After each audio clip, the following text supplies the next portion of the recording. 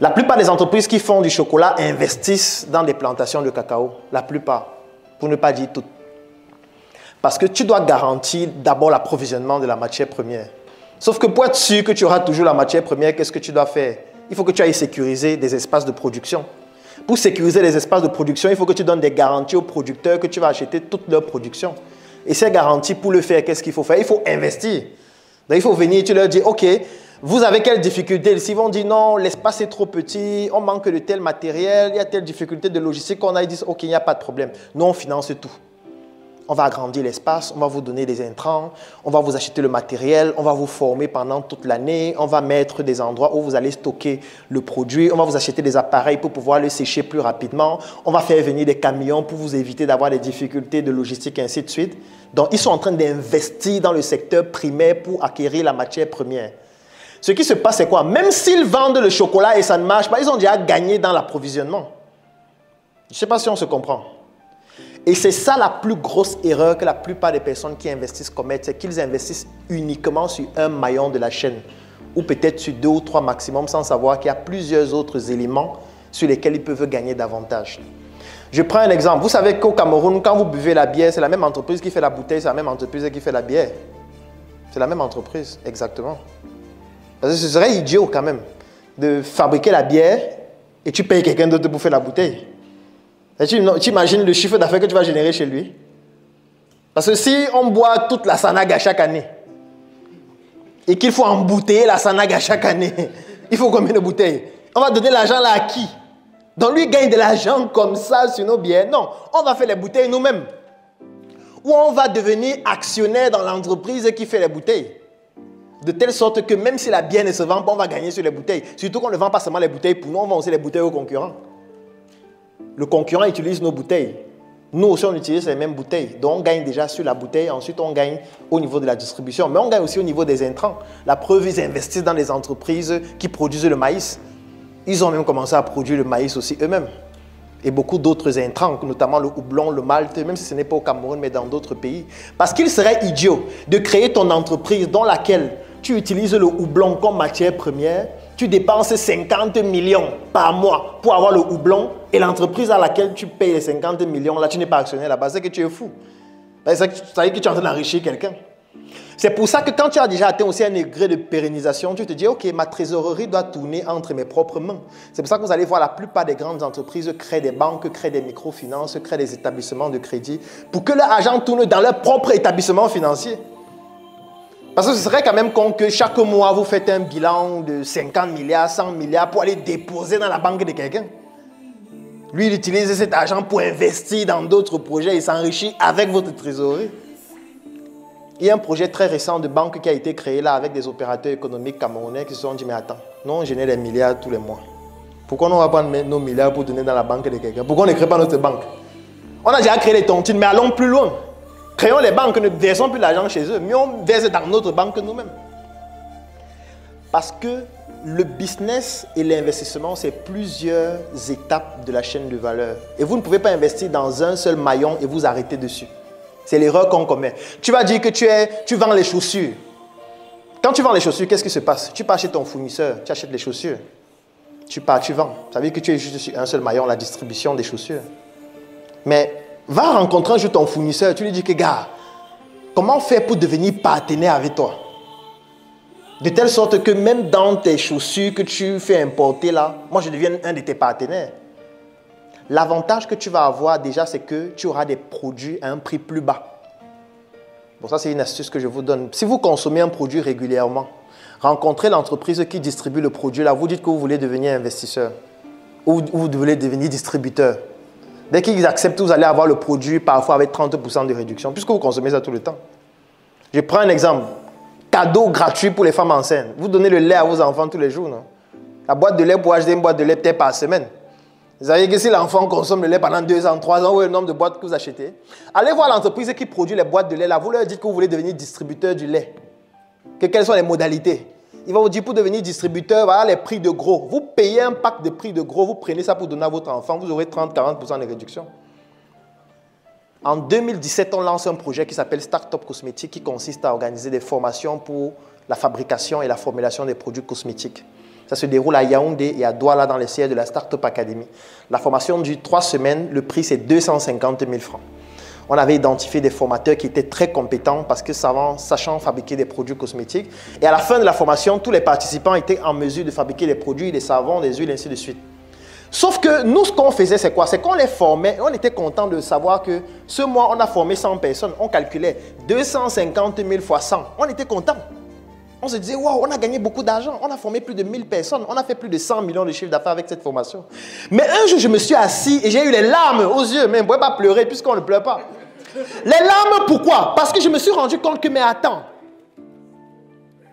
quand quelqu'un vient bénéficier d'une formation, te donne 250 000, pendant 3 semaines, tu lui apprends à fabriquer 130 produits. C'était ça. Si vous partez encore sur nos pages, c'était ça le programme de formation. 130 produits en 3 semaines. La personne sait fabriquer les savons, les huiles, ainsi de suite. Mais à la fin de la personne va faire quoi? À la fin de la formation, la personne va créer sa marque. Bon, pour créer la marque, qu'est-ce qu'elle fait? Puisque nous, pendant la formation, on l'orientait à acheter les intrants chez un de nos partenaires. La personne va chez le partenaire et lui dit, je veux la soude pour fabriquer mes savons. Voilà 1 million que la personne vient de payer rien que pour la soude. La personne dit, je veux les packaging pour les produits que je vais lancer sur le marché. 5 millions, elle paye pour les packaging. Elle dit, je veux quelqu'un qui va m'aider à créer ma page en ligne, gérer ma communication. 1 million qui vient de payer une entreprise comme ça. Donc, une seule participante à la formation se retrouvait parfois pour sa marque à dépenser 5, 10, 15, 20 millions chez quelqu'un d'autre dans lequel on n'a pas d'intérêt. Et c'était catastrophique. On s'est rendu compte de ça trop tard. Parce que normalement, avant de lancer la formation, on aurait dû faire quoi? On aurait dû créer une boutique de vente d'intrants qui est notre boutique. Et que, on n'a même pas encore lancé la formation, on a d'abord notre boutique de vente. C'est d'abord la première étape du business. On crée une boutique de vente d'intrants. On sait que la formation va apprendre à fabriquer 130 produits. On fait la liste des intrants de chacun des produits. On a ça référencé dans notre boutique. On dit pour les savons, voici les intrants. Pour les gels de douche, voici les intrants. Les huiles, voici les intrants. On forme nos équipes qui sont là. On a une boutique à Yaoundé, une boutique à Douala, une boutique en ligne. On a déjà travaillé le réseau, bien même, huilé. C'est propre déjà. On met une équipe qui se charge de la création des marques avec toute une direction artistique, graphiste, photographe, vidéaste, tout ce que vous pouvez imaginer, les producteurs, réalisateurs. Ils sont là pour créer des logos, créer des chartes graphiques de manière complète, créer des marques, designer des packaging, travailler avec des partenaires pour réaliser ces packaging, que ce soit carton, papier, plastique et tout ce que vous voulez. Ils sont déjà là, deuxième étape. Dès que ces 2 étapes sont déjà en place, on commence donc avec la formation. Vous venez à la formation, vous payez 250 000. Pendant la formation, on vous dit allez acheter les intrants là-bas. Vous partez là-bas, achetez les intrants. Dès que vous achetez les intrants, on vous demande est-ce que vous voulez créer un logo, créer votre marque. Vous dites oui, on dit allez acheter, allez là-bas. Ils sont spécialisés dans la création des marques et les packaging. Vous partez faire vos packaging là-bas. Et quand vous voulez vendre, on a encore une équipe qui est spécialisée dans la vente de vos produits en ligne sur le terrain. On devait encercler les gens. On devait les encercler. Sauf que nous, on a gagné 8, mais on aurait pu gagner 50 fois plus si on contrôlait plusieurs autres aspects de la chaîne. Et ce n'est pas l'argent qui manquait, c'est juste qu'on n'avait pas compris ça au début. On n'avait pas compris au début. On avait les moyens, on pouvait le faire, mais on ne comprenait pas. On se disait, bon, pourquoi se casser la tête? On les envoie, non, ils partent là-bas faire. Non, c'est toi qui dois faire ça aussi. Ce n'est pas eux. Et je suis certain que vous qui êtes en train de faire des business là, vous êtes en train d'enrichir les gens, parfois même sans savoir. Vous êtes en train d'enrichir des gens.